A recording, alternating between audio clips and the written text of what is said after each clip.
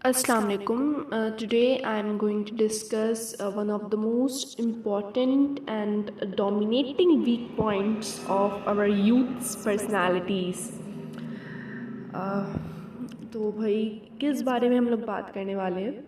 हम लोग बात करने वाले हैं कि हमारे पास बहुत से ऐसे बच्चे, बहुत से ऐसे लड़के, ऐसे लड़कियां हैं जिनको अपनी यंग एज में, अपनी जो है वो टीन एज में कोई इंसल्ट करता है, कोई जो है वो रिजेक्ट करता है, या इस तरीके के जब उनके साथ इंसिडेंट्स होते हैं तो वो लोग ख़ुद को बदलने का फ़ैसला करते हैं। तो ये एक वक्त तक तो वो लोग जो है बहुत ज़्यादा डिप्रेस होते हैं, बहुत ज़्यादा उनके अंदर सेल्फ डाउट क्रिएट हो जाता है। और ये फैक्ट है कि रिजेक्शंस के बाद हमारे अंदर सेल्फ डाउट्स क्रिएट होते हैं, तो उनको जो है वो उस वक्त सेल्फ अवेयरनेस की बहुत ज़रूरत होती है।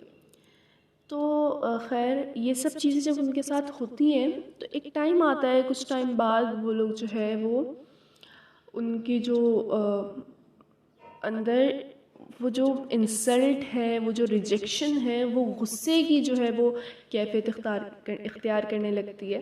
And then after some time they decided to change themselves. अच्छा, ये बहुत अच्छा पॉइंट है कि वो ख़ुद को बदलने की कोशिश करते हैं, लेकिन वो देखते हैं कि वो बदलने की कोशिश करते हैं, मेहनत करते हैं, और कुछ सालों बाद, 2 साल बाद, 3 साल बाद वो लोग बदल भी जाते हैं। सही, वो एक ऐसी पोजीशन पे पहुंच जाते हैं जो कि एक आइडियलाइज्ड पोजीशन होती है, जो कि जिस पे पहुंचने के लिए एक आम बंदा ख्वाहिश कर रहा होता है। तो ये मैंने अपने एक्सपीरियंसेस से देखा है, सही, और मैं ख़ुद भी इन चीज़ों से गुजर चुकी हूँ। तो मुझे ऐसा लगता है कि इस बारे में हमें गाइडलाइन देनी चाहिए अपने जो यूथ हैं उनको। तो अब वो लोग उस पोजीशन पे पहुंच जाते हैं, लेकिन प्रॉब्लम अब आती है, अभी भी उनको दिल में सुकून नहीं मिलता है। तो ये अभी भी वो डिप्रेशन में जाते हैं। क्यों होता है ये सब हमारे साथ? देखें, जब हम बदलने का फ़ैसला करते हैं ना, किसी रिजेक्शन के बाद, किसी इंसल्ट के बाद, तो हम लोग बदलने का फ़ैसला क्यों करते हैं? ये बहुत बहुत बहुत ज़रूरी पॉइंट है।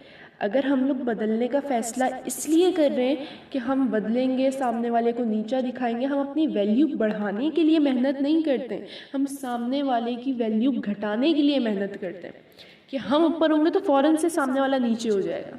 ठीक है, तो हमारे अंदर मसला ये है कि हम लोग उस जो क्रिटिसिज्म है उसको फेस नहीं कर पाते, और हम लोग ये कहना शुरू कर देते हैं, ये सोचना शुरू कर देते हैं कि मेहनत करूँगा, एक ऐसे मकाम पर पहुँचूँगा, और सामने वाला जो है फिर मुझे देखकर जो है वो मेरे आगे पीछे फिरेगा, मेरे पैरों में गिर जाएगा, मुझसे गिड़गिड़ा कर भीख मांगेगा कि मुझे जो है वो माफ़ कर दो, वगैरह वगैरह। ये सब चीज़ें फिल्म और ड्रामों में होती हैं। सही है, रियलिटी हम इससे बहुत अलग है। तो हम लोग जो है, हम लोग जो फिल्म और ड्रामों में देखते हैं उसी को हकीकत मानकर बैठ जाते हैं। तो हमारा जो एम होता है ना, वो ये होता है कि हमने मेहनत करनी है ताकि सामने वाले की वैल्यू गिरे। हमने मेहनत इसलिए नहीं करनी कि हमारी वैल्यू जो है वो बढ़े। तो ये बात याद रखिएगा, जब भी आपके ट्रांसफॉर्मेशन के प्रोसेस में रिवेंज आएगा ना, कि मैंने बदला लेना है, सही है, मैं किसी मकाम पर पहुंचूंगा तो मैंने उसको देखना है कि मुझे जो है वो उसको रिग्रेट हो के उसने मुझे जो है वो छोड़ा, या उसने मुझे इंसल्ट किया। अच्छा, स्टार्टिंग इधर से होता है, जब हम एक मकाम पर पहुंच जाते हैं जहां पर लोगों की ख्वाहिश होती है उधर तक पहुंचने की, हमें सुकून फिर भी क्यों नहीं मिलता है?